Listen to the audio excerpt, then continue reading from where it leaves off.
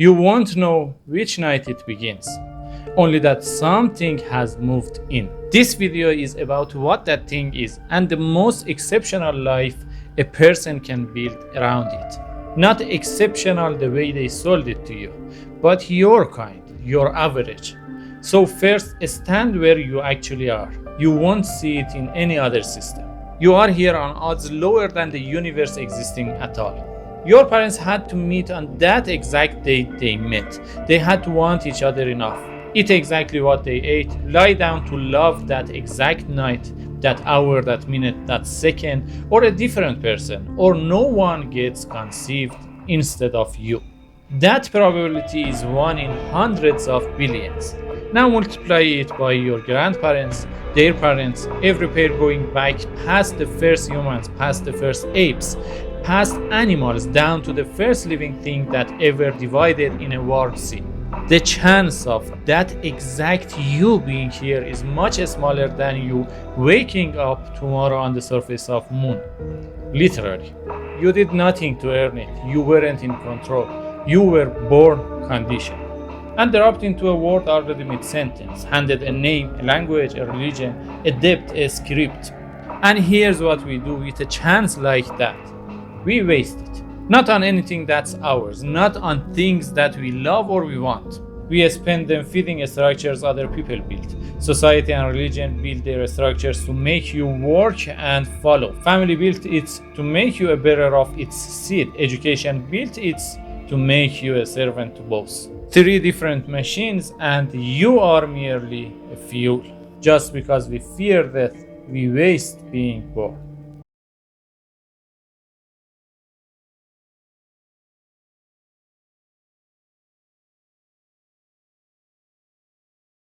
And modernity handed us more time to waste more than ever.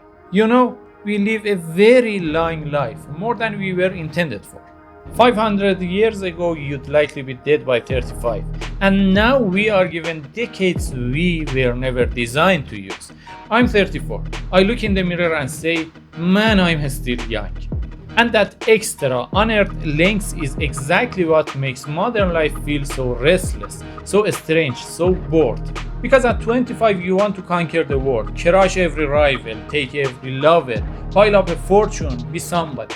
And then you cross 30, and one quiet sentence rises slowly to the surface of the mind and just says, so what?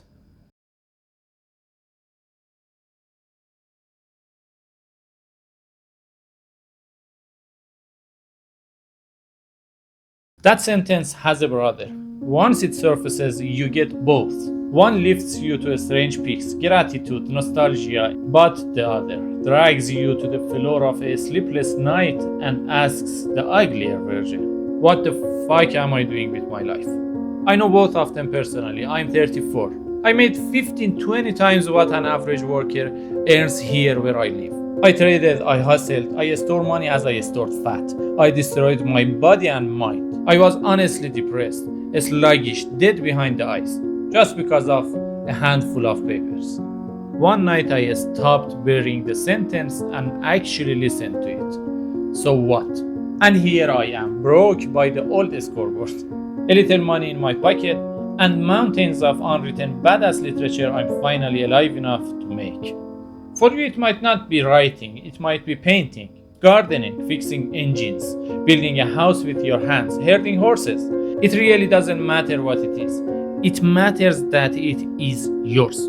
Because here is the most important thing they don't sell to you. The most exceptional thing that you can become is not exceptional. It is you. It's exceptional you. The fullest, most complete, intentional version of the ordinary person you already are. Not the fake green papers, not the wheel and the ton of metal in the driveway, not the cemented stones you'll spend 30 years paying for. There are literally billions of people with those. They are not exceptional. They are just inventory.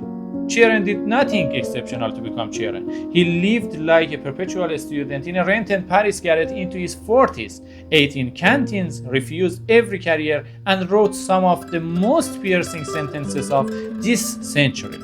Spinoza ground optical lenses his whole life and turned out a professor chair, the dream job.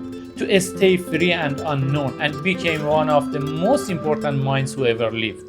With no money, no house, no name people recognized. Pessoa was a drunk clerk translating foreign business letters in Lisbon, and the trunk beside his desk was quietly filling with the greatest literature of his language. Over 20,000 pages, found only after he died. None of them added greatness, they refused to become inventory. And what was left when the noise was gone was the average, exceptional version of a self that is lived on, that is intended.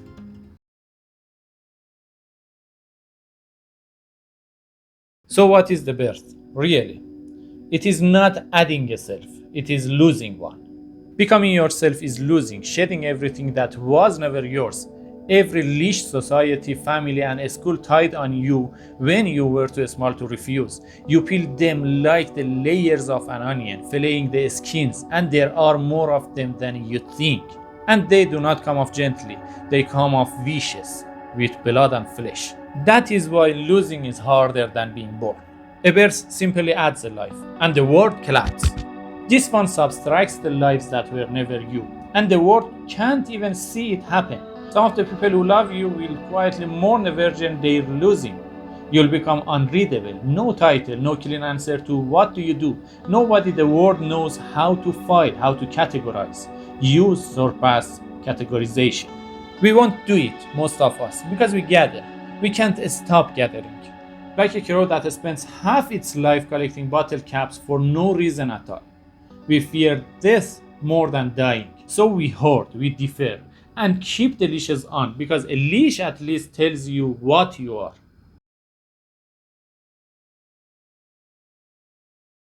So you have two paths, only two. The first, start tonight. Listen to that sentence instead of burying it. Save, plan, and pursue the one thing that's actually yours, and lose on purpose everything that isn't. The second, bury it again. Stack another 20 years of papers, metals, and cements on top of it.